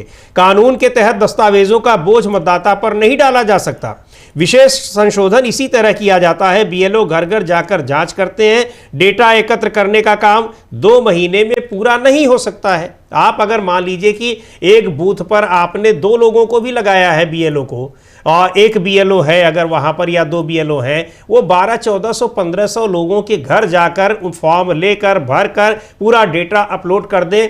और उनके पास केवल यही काम नहीं है, इस काम में जिन लोगों को आपने लगाया है वो कहीं ना कहीं दूसरी जगहों पर नौकरी कर रहे हैं, राज्य सरकारों के कर्मचारी हैं वो, तो उनके पास अपना भी काम, ऐसा नहीं कि वहां से उनको 1 महीने की छुट्टी मिल गई हो। यही तो दबाव और यही काम का बोझ है अमलेंदु जी, कि बहुत सारे लोग या तो बीमार पड़ रहे हैं, कई लोग उस दबाव में आकर अपनी जान दे रहे हैं। हालांकि ऐसा नहीं करना चाहिए, उनको इसकी शिकायत करनी चाहिए, इस्तीफा दे दें। वो जान क्यों दे रहे हैं इसको हम ठीक नहीं मानते हैं, लेकिन कई बार होता है कि इस दबाव की वजह से लोग कोई कदम उठा लेते हैं। उठाना नहीं चाहिए उनको, गलत बात है, पर दबाव का बोझ जहां से बन रहा है कम से कम उनको ये सोचना चाहिए कि इतना दबाव क्यों आ रहा है। बिल्कुल समझिए ये है। और जस्टिस बागची जो है, जस्टिस जय मल्ल्या बागची जो इस खंडपीठ में दूसरे जज हैं, उन्होंने कहा कि कोई भी BLO को गलत जानकारी दे सकता है जी, तो सर्वे जो है वो 100% करेक्ट नहीं होगा। सिब्बल ने कहा कि मेरी शिकायत ये है कि लोगों से एम्यूनरेशन फॉर्म भरने को कहा गया है। तो जस्टिस बागची ने कहा कि चुनाव आयोग को सेक्शन 23 के तहत सर्वे करने का अधिकार है। सिब्बल ने कहा कि पहले कभी ऐसा नहीं किया गया। बागची ने कहा कि यह सच में जरूरी नहीं है। सिब्बल ने कहा मैं अधिकार क्षेत्र की कमी पर नहीं, प्रोसेस पर बात कर रहा हूं। मैंने माना कि उनके पास पावर है, मैंने ये कहा कि प्रोसेस गलत है। जस्टिस बागची ने कहा कि आप कहते हैं कि SIR जल्दबाजी में गलत है। ये अभी बात चल रही है जस्टिस बागची और कपिल सिब्बल के बीच। जी बिल्कुल, अभी उनके बीच चल रही है। अभी जो राकेश द्विवेदी हैं, अभी उनका टर्म नहीं आया है कि वो अपनी दलील रखें। हालांकि उन्होंने पहले ही अनुमति ले ली कि वो कोर्ट रूम में नहीं आ पाएंगे और वो अपने घर से ही, अपने दफ्तर से ही ऑनलाइन प्रक्रिया के माध्यम से जुड़ेंगे, क्योंकि उनका स्वास्थ्य गवाही नहीं दे रहा है। स्वास्थ्य इसलिए गवाही नहीं दे रहा है क्योंकि दिल्ली के मौसम का हाल, दिल्ली में प्रदूषण का हाल इस कदर हो गया है कि यहाँ जज से लेकर और वहाँ जितने मौजूद वकील हैं सब ये कह रहे हैं कि उन लोगों को दिक्कत हो रही है, लेकिन बहुत से लोग पहुंचे हैं, पर राकेश द्विवेदी अभी नहीं पहुंच पाए हैं। अब उनका देखना है अमलेंदु जी कि वो क्या तर्क देते हैं। हाँ, वो क्या तर्क देते हैं, तर्क कि क्यों कराया जा रहा है और इतनी हड़बड़ी क्यों की जा रही है। हाँ बिल्कुल। और अभी तो जो है वो जस्टिस बागची ने पूछा कि अगर मान लीजिए चुनाव आयोग के पास पावर है जी, तो क्या ये कहना गलत नहीं होगा कि एंटी डॉक्यूमेंट्स की जांच करने की अथॉरिटी में हमेशा अधिकार क्षेत्र होगा। सिब्बल ने कहा कि मैं आपकी बात से सहमत हूं जी, मैं कह रहा हूं कि कुछ सबूत तो होना ही चाहिए। हाँ। नहीं तो ये चुनाव आयोग हर वोटर से पूछेगा कि आप कैसे नागरिक हैं। अगर कोई और आपत्ति करता है तो एक प्रोसेस है, अगर BLO आपत्ति करता है तो प्रोसेस क्या है। बिल्कुल यही कहा कि अगर कोई दूसरा आपत्ति करता है कि भाई ये विदेशी नागरिक है, इसमें शामिल हो गया, तो उसको बताना पड़ता है। लेकिन BLO के पास क्या पावर है कि वो तय कर दे कि ये विदेशी नागरिक है जी। ये वैलिड पॉइंट जो है ये उठाया है कपिल सिब्बल ने। बिल्कुल, तो ये उसमें पॉइंट है कि आप कैसे साबित कर देंगे किसी को अगर पूछा जा रहा है कि वो विदेशी है या स्वदेशी है। तो अब क्या है यहाँ, किस तरीके से किया गया है वो प्रक्रिया, और चुनाव आयोग को ये पावर संविधान ने दी है या नहीं कि वो एसआईआर कराए, इस पर यह सुनवाई जारी है, अभी तक लगातार जारी है, जिसमें कपिल सिब्बल जो पिटिशनर्स हैं उनकी तरफ से ये बात रख रहे हैं एसआईआर के विरोध में, जो इसकी संवैधानिकता पर सवाल उठाने वाली याचिकाएं हैं उनके पक्ष में वो दलीलें अपनी दे रहे हैं। और राकेश द्विवेदी वो चुनाव आयोग की तरफ से वकील हैं, जो कोर्ट रूम में नहीं है बल्कि अपने घर से ही उन्होंने अनुमति मांगी है कि ऑनलाइन वो जुड़े रहेंगे और अपनी दलील रखेंगे। अभी उनकी बारी नहीं आई है, लेकिन कपिल सिब्बल लगातार ये बता रहे हैं कि एसआईआर में क्या खामियां हैं और क्यों ये रद्द होना चाहिए, क्यों गलत है, क्यों वो उन लोगों ने इसको सुप्रीम कोर्ट के सामने इस मुद्दे को ले आए। हाँ बिल्कुल, सुप्रीम कोर्ट के इस मुद्दे के सामने ले आए। और ये कपिल सिब्बल का जो कहना है वो कहना यही है कि भाई अगर कोई दूसरा व्यक्ति जो है किसी व्यक्ति के ऊपर आपत्ति करता है कि भाई इसका नाम गलत आ गया है, तो उसके लिए एक प्रोसेस है, उसको जो है वो बताना पड़ेगा कि क्या आधार है, आप क्यों नाम कटवाना चाहते हैं इस व्यक्ति का, तो वो सबूत आपको देना है, या चुनाव आयोग खुद नाम काटना चाहता है तो उसको देना है, तो उसके लिए एक प्रोसेस है जी। और उस प्रोसेस में चूंकि वो प्रोसेस है तो उस प्रोसेस के आधार पर काम होना, उस पर तो कोई आपत्ति जताई नहीं जा रही। लेकिन बीएलओ कैसे तय कर देगा कि कोई नागरिक है कि नहीं है? हाँ, महत्वपूर्ण बात यहाँ ये है, और बीएलओ को यहाँ पूरी ताकत दे दी गई है कि बीएलओ जो वो तय कर देगा कि आप नागरिक हैं कि नहीं है। हाँ, नागरिक है कि नहीं है, यानी आपके नाम को शामिल करने और हटाने का अधिकार पूरा उसको दे दिया गया है, जो अधिकार इतनी आसानी से चुनाव आयोग के पास भी नहीं हाँ। है, वो सीधे सीधे ट्रांसफर कर दिया गया है बीएलओ के। और जिस तरह से अमलेंदु जी कल दतिया से, मध्य प्रदेश के दतिया से खबरें आई, बिहार में भी खबरें आ रही थी कि इस एसआईआर को में बीएलओ के साथ वहां पे तमाम बीजेपी के कार्यकर्ता लगे हुए थे, वो फॉर्म भरा रहे थे अपने तरीके से और दबाव बनाकर भरा रहे थे। तो ये फिर कैसे, अब वो बीएलओ भी किस दबाव में आकर किसको मतदाता सूची में शामिल कर देंगे और किसको नहीं कर देंगे, बाद में वही फाइनल सूची बन जाएगी।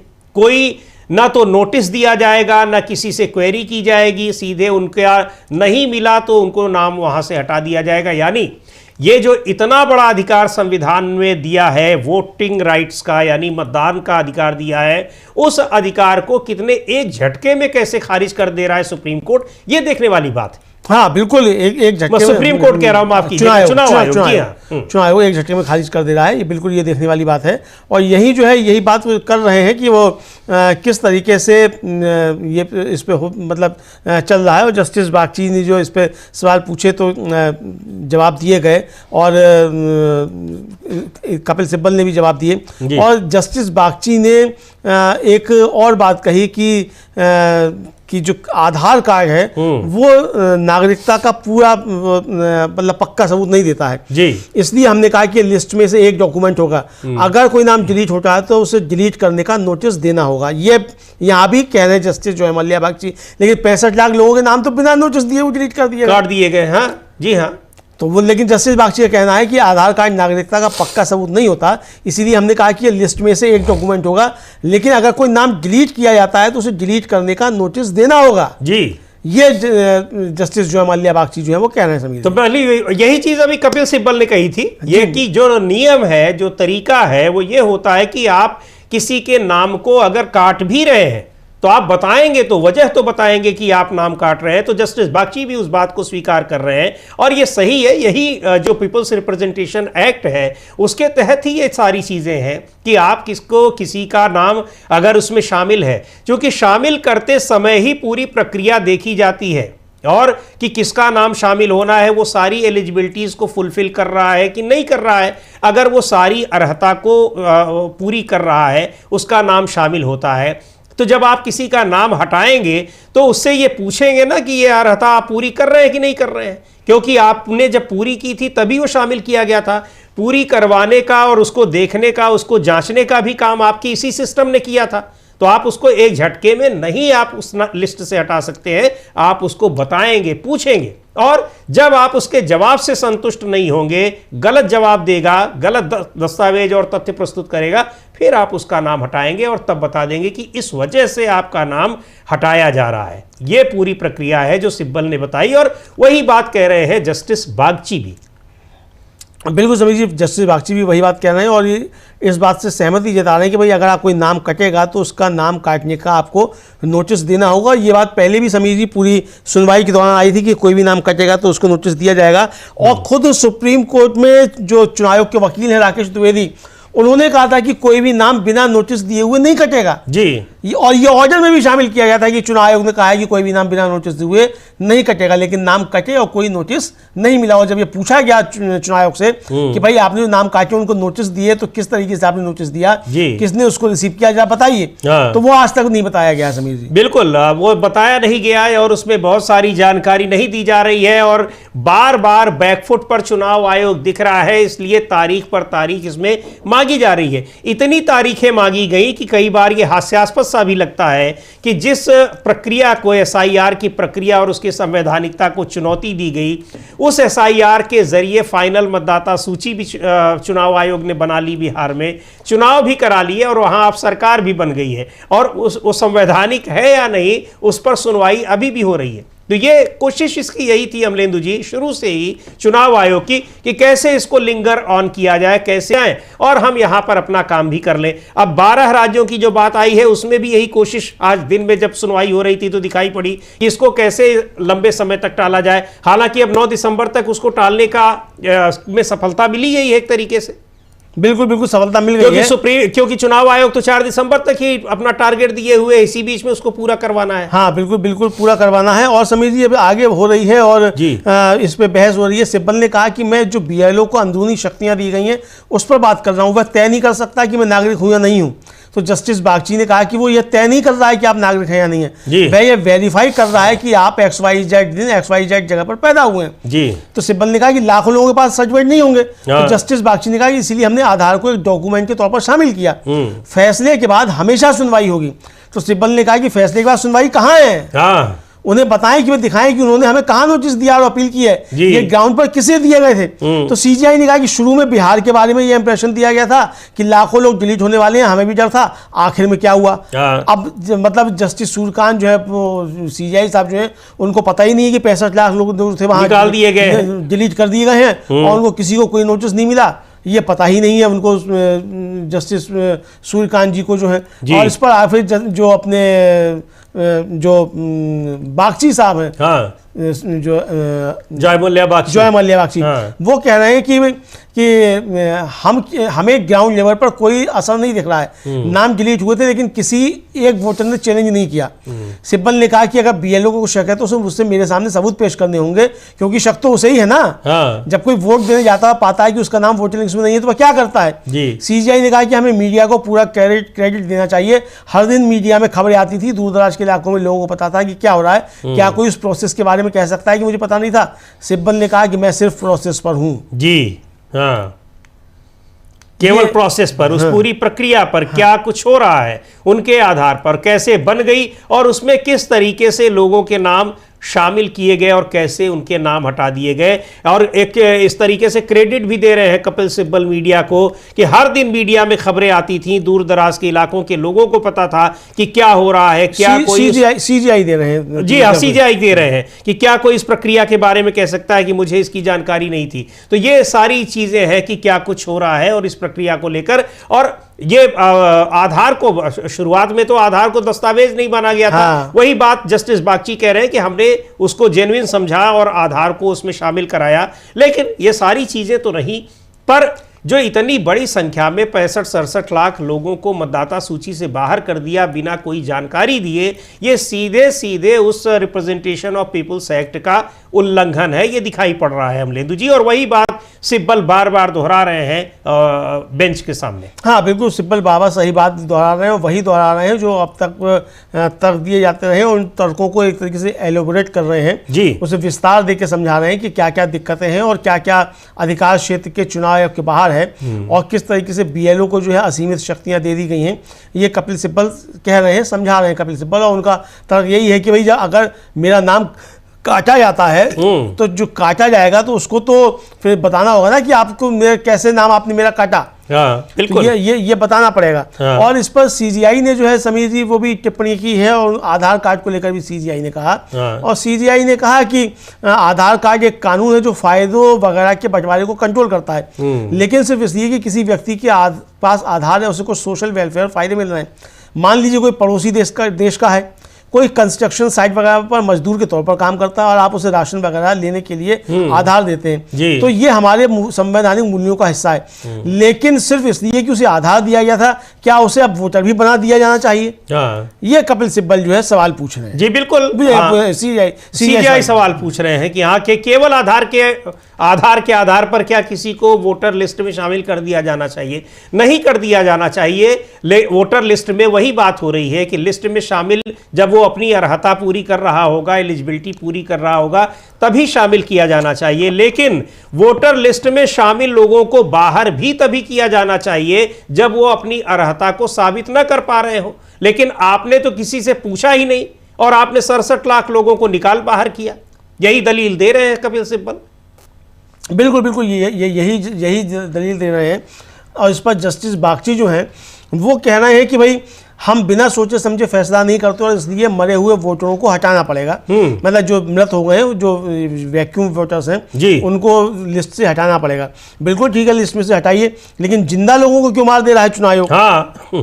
और मरे हुए जो वो सब जिंदा बचे हुए हैं, हाँ, जिनको मृत घोषित कर दिया और जिंदा होकर सुप्रीम कोर्ट के सामने आ रहे हैं, वो पेश किए जा रहे हैं, कह रहे हैं, खुद ही कह रहे हैं कि भाई हम तो जीवित हैं और हमको मरा बताकर हटा दिया गया। पूछा भी नहीं कि भाई साहब जीवित हो, आपकी जा चुके हो। हाँ, है? बिल्कुल बिल्कुल। और आपने निकाल बाहर किया उनको मतदाता सूची से। जब वोट डालने जाएंगे तो उनको पता लगेगा अच्छा चुनाव आयोग की नजर में तो हम मर गए। यहां अभी तक तो ये होता था अमलेदु जी, यूपी और बिहार के तमाम इलाकों से खबरें आती थी और भी जगहों से कि कैसे लोगों को वहां पर उनकी संपत्तियां हड़पने के लिए सरकारी दस्तावेजों में मृत घोषित कर दिया जाता था। और अब यहां चुनाव आयोग ही लोगों को मृत कर बता दे रहा है कि उनको मतदाता सूची से गायब करके, और बता रहा है कि आप जीवित भले हो लेकिन आपको मृत बताकर उस सूची से। आप ये देखिए कि कहीं अगर इस दस्तावेज के आधार पर उनको कोई चैलेंज कर देता है, उनके सामने कितनी बड़ी मुसीबत ही आएगी। क्योंकि चुनाव आयोग का जो ये होगा दस्तावेज होगा वो एक कानूनी दस्तावेज की तरह से कोर्ट में पेश होगा और वो व्यक्ति तो फिर गलत साबित हो जाएगा। जिंदा रहते हुए भी वो अपने को कहना पड़ेगा कि हाँ मैं मृत हूं। और आपको बताएं अमलेंदु जी, इस तरह से बहुत सारे लोग हैं। वो पूर्वी उत्तर प्रदेश में तो कुछ लोग एक बड़ा संगठन चलाते हैं, समीर जी। लोगों का एक खबर खूब वायरल हुई थी, वो पीठ पे लटकाए वो घूम रहा है आगे और पीछे, कि भाई मैं मुर्दा हूँ। हाँ जी, हाँ, कागजों में मुझे मुर्दा साबित कर दिया गया है। वो आदमी 35 साल से जो घूम रहा है जी हाँ। इस तरह की खबरें आई। जस्टिस इस पर कपिल सिब्बल ने एक सवाल किया कि भाई आजकल आपके पास सॉफ्टवेयर है जिसका आप इस्तेमाल कर सकते हैं, डुप्लीकेट दिखा सकते हैं। जस्टिस बागची ने इस पर बड़ी मार्के की टिप्पणी की समीर जी, और वो ध्यान देने लायक है जी। उन्होंने कहा डुप्लीकेट, लेकिन मरे हुए नहीं। मरे हुए वोटरों को हटाने की जरूरत है जी। मरे हुए लोगों के वोट ताकत वाली राजनीतिक पार्टी को जाते हैं। ये गौर करने की जरूरत है। हाँ। तो कपिल सिब्बल ने कहा कि मी लॉर्ड, असम में वे वही कर रहे हैं जो हम कह रहे हैं। जी हाँ। वे वहां गिनती का फॉर्म नहीं भर रहे हैं। तो भाई ऐसा कैसा SIR है कि असम में आप गिनती का फॉर्म नहीं भरेंगे और पूरे देश में आप फॉर्म भरेंगे। ये चुनाव आयोग ही दो अलग राज्यों के लिए। और फिर यही अमलेंदु जी वो बात आती है, वो आरोप आते हैं कि चुनाव आयोग हर जगह बीजेपी को फायदा पहुंचाने का काम कर रही है जी। जहां SIR से फायदा होगा वहां SIR कराएगी, जहां SR से होगा वहां SR कराएगी। खुद ही आरोपों को सही साबित कर रहा है चुनाव आयोग। बिल्कुल बिल्कुल बिल्कुल, खुद ही उन आरोपों को सत्य साबित कर रहा है। मतलब एक तरह से कहा जाए कि अपने खिलाफ सबूत जो है चुनाव आयोग वो खुद ही जो है वो पेश करता हुआ चला जा रहा है। समीर जी, ये देखने में आ रहा है। और यहाँ असम वाली बात जो है बहुत मार्के की कपिल सिब्बल ने कही है कि भाई जिस पूरे देश भर में आप जिसको कर रहे हैं वो आप असम में क्यों नहीं कर रहे? भाई वहाँ एम्यूनेशन फॉर्म क्यों नहीं भर रहे हैं जी?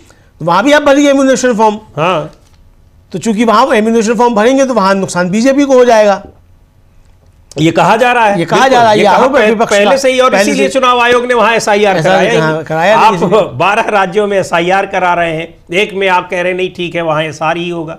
तो क्यों होगा इसका भी कारण आप बता दीजिए, और इन जगहों पर SIR क्यों होगा इसका भी कारण बता दीजिए। बिल्कुल। तो ये अब देखने में आ रहा है समीर जी कि अभी इस पे बहस चल रही है अभी, और आगे क्या क्या होता है जिसको देखते हैं कि 3:21 हो चुका है। लगता है आज दिन भर बहस मतलब चलेगी। हाँ, चूंकि अभी राकेश द्विवेदी को तो मौका ही नहीं मिला। अभी तो केवल कपिल सिब्बल रख रहे हैं, फिर अभिषेक मनु सिंघवी भी रखेंगे जी, वृंदा ग्रोवर भी रखेंगी, शादान फरासत रखेंगे, गोपाल शंकर नारायण जो है वो खैर अपनी बात पूरी कर चुके हैं जी, अभिषेक मनु सिंघवी रखेंगे। तो अभी कई लोगों को रखना है। मुझे लगता है कि ये लंबा मामला चलेगा। आज तो पूरे दिन भर इस पे बहस होगी ही होगी समीर जी। जी बिल्कुल। और कह रहे हैं कि कपिल सिब्बल की भाई आजकल इतने सारे सॉफ्टवेयर्स हैं, उनमें आप पहचान सकते हैं डुप्लीकेट्स। लेकिन अमलेंदु जी, जो हम लोग शुरू में ये बात कर रहे थे कि जो डेटा है वही सर्चेबल नहीं है, बड़ा महत्वपूर्ण। यानी आप अपनी चोरी को कैसे छिपा रहे हैं, और आप ये सोच रहे हैं कि तकनीक के इस जमाने में लोगों को पता ही नहीं चल पाएगा। आप क्यों नहीं सर्चेबल फॉर्मेट में आप डालते हैं कि मैं अपना नाम ढूंढूं तो तुरंत मेरा नाम आ जाए वहां पर, अब पूरी डिटेल उसकी आ जाए।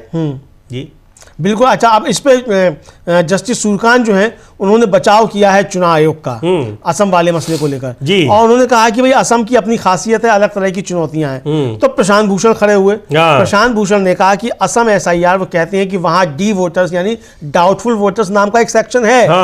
और चुनाव आयोग ने हमेशा कहा है कि नागरिकता तय करना चुनाव आयोग का काम नहीं है। जी अगर आप डी वोटर्स को देखें तो CGI ने कहा कि असम अकेला ऐसा राज्य है जहां फॉरेनर्स ट्रिब्यूनल है, शायद ये लोगों के अधिकारों की रक्षा के लिए। तो भूषण ने कहा, प्रधान भूषण ने कहा, तो क्या चुनाव आयोग का ऑफिसर बिना किसी ऑर्डर के नागरिकता तय कर सकता है?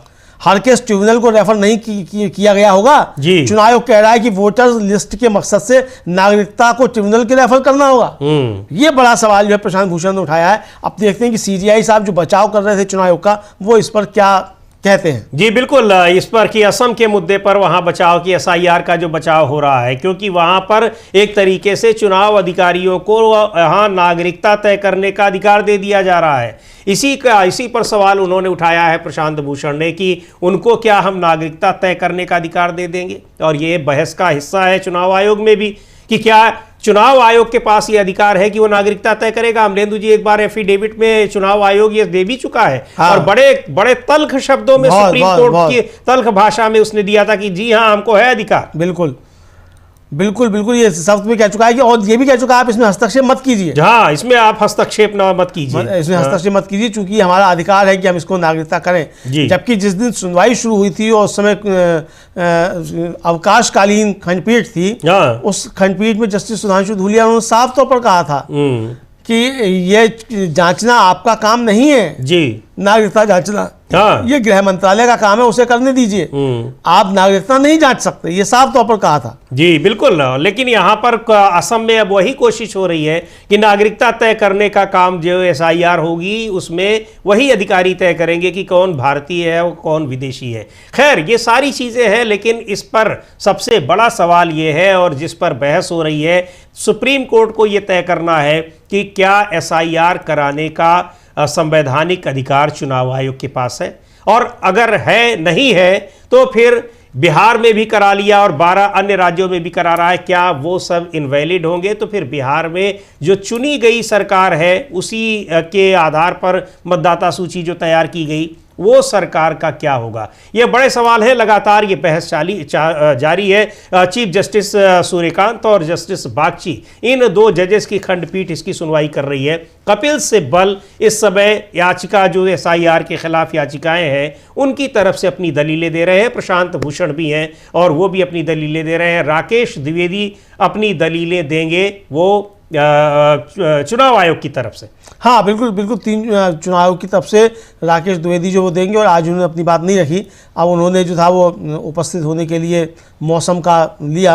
अब ये पता नहीं वास्तव में तबीयत खराब थी या कुछ था कि पहले दूसरे पक्ष की दलीलें आ जाएं जी। हाँ, ये भी हो सकता है। मतलब सारे चीज़ें अपनाई जाती हैं। तो बहरहाल उनका स्वास्थ्य अच्छा रहे, स्वस्थ रहे एकदम, और दिल्ली का जो प्रदूषण है वो उन पर असर ना करे, ये है। लेकिन जो अभी जो प्रशांत भूषण और CGI के बीच इस समय बातचीत हो रही है समीर जी, और CGI एक तरीके से बचाव करते हुए नजर आ रहे हैं कि भाई फॉरेन ट्रिब्यूनल जो है वो है, तो वहाँ इसलिए जो असम में फॉरेन ट्रिब्यूनल है जो ये तय करता है कि कौन विदेशी है और कौन भारतीय है। लेकिन अब ये है कि वो ट्रिब्यूनल वहाँ पर ये इसकी ज़रूरत क्यों है? सबसे बड़ी बात ये है कि वो ये तय करे कि वहाँ पर चुनाव के जो अधिकारी हैं, चुनाव से जुड़े हुए, वो ये देखें कि नागरिक कौन है कौन नहीं है, क्योंकि वो काम दूसरे एजेंसी का है, दूसरे विभाग का है। हाँ बिल्कुल, दूसरे विभाग का। समझ लीजिए जाहिर सी बात है कि मान लीजिए एक प्राइमरी स्कूल का टीचर जो है जी, जो बीएलओ बनता है, वो जाकर किस तरीके से तय कर लेगा कि ये बांग्लादेशी है, कि म्यांमार का नागरिक है, कि पाकिस्तान का है, कि अमेरिका का है। तो ये जो है ऐसे तो कोई शाहनाम देख के किसी को ईरान का बता देगा। हाँ समझदार कोई बीएलओ हुआ तो बता देगा, अच्छा ना तुम्हारे नाम में शाह लगा तो सरनेम यहाँ का है ही नहीं, है ही नहीं, यहाँ तो ईरान से आया हुआ है। तो ये भी सामने आ सकता है। बहरहाल इस पे बहस चल रही है। बीच में कपिल सिब्बल जो है उन्होंने भी हस्तक्षेप किया है, और कपिल सिब्बल का जो कहना है समीर जी, वो कहना है कि भाई नागरिकता दिमागी कमजोरी वगैरह का फैसला किसी दूसरी अथॉरिटी को करना है, बीएलओ को नहीं। बीएलओ को इसमें पढ़ने का अधिकार नहीं है जी। ये साफ तौर पर जो है वो कह रहे हैं सीनियर एडवोकेट कपिल सिब्बल जो है कि नागरिकता या दिमागी तौर पर वो ठीक है कि नहीं है, ये बीएलओ को नहीं तय करना है, ये दूसरी अथॉरिटी है उसको तय करना है। तो बीएलओ को इस पचड़े में नहीं पढ़ना है, तो बीएलओ को आपने क्यों इतनी शक्तियां दे दी हैं? बिल्कुल, ये बीएलओ को ये शक्तियां आप क्यों दे रहे हैं, और ये शक्तियां नहीं है, लेकिन अब दी जा सकती है कि नहीं दी जा सकती है। अब देखते हैं कि क्या दलील रखेंगे जो राकेश द्विवेदी हैं, चुनाव आयोग की तरफ से वकील हैं, लेकिन तमाम बातें कही जा रही हैं कि इस एसआईआर को क्यों ये गलत है, क्यों इसको चुनौती दी गई है। ये बातें कपिल सिब्बल और प्रशांत भूषण की तरफ से रखी जा रही हैं। बहुत सारी चीज़ें हैं कि कैसे एक फैसले में ये जो कि असम का जब जिक्र हो रहा है तो उसमें भी कहा गया है कि उसके लिए एक ट्रिब्यूनल बनाए, और असम के मसले पर चीफ जस्टिस वो एक तरीके से चुनाव आयोग का बचाव करते हुए दिखाई पड़ रहे हैं। अमलेंदु जी। हाँ बिल्कुल, अभी तक तो यही दिखाई पड़ता है कि जैसे वो चुनाव आयोग का बचाव कर रहे हैं कि भाई वहाँ जो दिक्कतें चुनाव आयोग के सामने आती हैं उसकी तरफ बता रहे हैं। लेकिन ये बातें अगर चुनाव आयोग की तरफ से आती हैं तो ज़्यादा अच्छा रहता। लेकिन ये भी हो सकता है कि ये मतलब प्रोवोक कर रहे हो एक तरीके से जो याचिकाकर्ताओं के वकील यानी कपिल सिब्बल, प्रशांत भूषण वगैरह को, कि इस मसले पर वो कॉन्स्टिट्यूशनलिटी को लेकर और ज़्यादा प्रकाश डालें ताकि फैसला करने में सुविधा हो, पूरी बात आ सके। तो ये भी उसका एक तरीका होता है समीर जी, कि इस तरीके से प्रश्न किए जाते हैं, प्रतिप्रश्न किए जाते हैं, ताकि सामने वाला जो है वो एकदम से तैयार हो कि वो अपने तर्क जो है और ज़्यादा साफ गोई से रखे। जी बिल्कुल, इसमें किस तरीके से रखा जाए। तो यहाँ नागरिकता और इन सारी चीज़ों को जांचने का अधिकार जो बीएलओ लगे हैं वहाँ पर चुनाव इस मतदाता सूची को तैयार करने में, उनके पास इसका अधिकार नहीं है। ये और कपिल सिब्बल कह रहे हैं कि तमाम चीज़ें हैं, इसलिए ये असंवैधानिक इसको बताया जा रहा है। अमलेंदु जी, कुछ वरिष्ठ वकील वृंदा ग्रोवर आ गई है। वृंदा ग्रोवर आ गई है। वृंदा ग्रोवर ने कहा, एक तो कपिल सिब्बल ने कहा कि ये पूरी प्रक्रिया गलत है और गैर संवैधानिक है। इस पर सीनियर एडवोकेट वृंदा ग्रोवर ने उनका कि मैं बताऊंगी कि चुनाव आयोग के पास ऐसा करने का अधिकार अगर है और अगर है भी या नहीं है जी, ये उन्होंने कहा। और ये अब समीर जी मतलब उन्होंने साफ तौर पर कहा कि मुझे समय दीजिए और मैं बताऊंगी कि चुनाव आयोग को ये तय करने का अधिकार है भी कि नहीं है। हाँ, मतलब एसआईआर कराने का और नागरिकता तय करने का। जी हाँ, उस पर है कि यह अधिकार अब चुनाव आयोग को है भी कि नहीं है, ये वो बताएंगी। और समीर जी अब इस पर जो है सिब्बल जो है उन्होंने इसको जो है बताया है कि भाई जो रिप्रेजेंटेटिव एक्ट्स है, मतलब जो लोक जनप्रतिनिधित्व कानून है कि उसकी धारा 16 का जिक्र किया। उनका कि अगर कोई व्यक्ति भारत का नागरिक नहीं है या उसका दिमाग ठीक नहीं है तो वो रजिस्ट्रेशन के लिए अयोग्य होगा। सभी चीजें दूसरों के ऑर्डर से तय होती हैं, बीएलओ से इसका कोई लेना नहीं है। इसलिए नागरिकता का मुद्दा बीएलओ को नहीं बल्कि किसी दूसरी अथॉरिटी को तय करना है। यह सवाल पूरी तरह से गलत है, ये कहा। तो इस पर जो था वो कहा वृंदा ग्रोवर ने कि मैं जो हूं बताऊंगी कि चुनाव आयोग के पास ऐसा करने का अधिकार है कि नहीं, और अगर है भी तो ये उसको मिलता है अधिकार कि क्या है ये हम बताएंगे। तो अब इस पर जो है अब सुनवाई कल भी जारी रहेगी समीर जी, ये आदेश आ गया है। तो ये अब आदेश आ गया है कि अभी इस पर जो दलीलें हैं वो अभी जारी रहेंगी, सुनवाई जारी रहेंगी। अभी आज जो पेटिशनर्स हैं, याचिकाकर्ता हैं, जिन लोगों ने एसआईआर के खिलाफ याचिका दायर की है, उनकी तरफ से दलीलें दी जा रही थी। कपिल सिब्बल खास तौर पर आज अपनी दलीलें पेश कर रहे थे और पहले ही उन्होंने अनुमति मांग ली कि हम घर पर ही अपने दफ्तर से ही अपीयर होंगे। राकेश द्विवेदी ने जो चुनाव आयोग की तरफ से वकील है, तो अब एक तरीके से अभी एक ये सुनवाई कल भी जारी रहेगी और कल क्या कुछ होता है, कल भी अभी कपिल सिब्बल ही अपनी दलीलें रखेंगे, वृंदा ग्रोवर जो एक्सप्लेनर दे रही थी वो उसको एक्सप्लेन करेंगी, या फिर कल राकेश द्विवेदी को मौका मिलता है या राकेश द्विवेदी को बाद में मौका मिलता है, यानी क्या कल के आगे भी ये प्रक्रिया जारी रहेगी, जो कि बहुत ही महत्वपूर्ण ये मसला है। अमलेदु जी, जिस तरह से कपिल सिब्बल ने कहा कि ये कोई हम एक केस नहीं लड़ रहे हैं दो लोगों के बीच का, दो पार्टियों के बीच का, ये देश की लोकतांत्रिक व्यवस्था के भविष्य को तय करने वाला है, इसलिए ये बड़ा महत्वपूर्ण है। तो अब इस पर कल भी सुनवाई जारी रहेगी और एक तरीके से राकेश द्विवेदी को लग रहा होगा कि चलो हमने अच्छा किया, नंबर तो हमारा वैसे भी नहीं आया, सुप्रीम कोर्ट जाते और थकते फायदा क्या होता। हालांकि जहां रहते होंगे वो सुप्रीम कोर्ट से बहुत ज्यादा दूरी पे घर नहीं होगा अमलेंदु जी, 2-4 किलोमीटर के भीतर ही होगा, लुटियंस जोन में ही रहते होंगे, मुझे नहीं पता वो कहाँ रहते हैं या कहाँ उनका दफ्तर है, लेकिन ये हम अनुमान लगा सकते हैं कि उसी इलाके में वो रहते होंगे। पर आज नहीं आए और आज उनका टर्म भी नहीं आया, नंबर भी नहीं आया। अब कल भी इस पर सुनवाई जारी रहेगी, लेकिन लगता यही है कि जिस तरह से अभी वृंदा ग्रोवर एक्सप्लेन करने की बात कर रही है कि वो बताएंगी कि नागरिकता तय करने का अधिकार है या नहीं है चुनाव आयोग को, और वो संवैधानिक है या नहीं, अभी लगता है कि कल की सुनवाई में भी शायद जो ये विरोधी पक्ष है जो विरोध कर रहे हैं SIR का, अभी उन्हीं की सुनवाई होगी, या हो सकता है कुछ आपत्ति जताएं इस पर राकेश द्विवेदी कल। हाँ, हो सकता है राकेश द्विवेदी इस पर कुछ आपत्ति जताएं, या हो सकता है पहले इंतजार करें कि दूसरे लोग पूरी कर लें जी, उसके बाद जो है फिर अपनी बात को रखें। लेकिन अगर वो उसके बाद भी अपनी बात रखते हैं तो उनकी बातों की भी काट तो आए।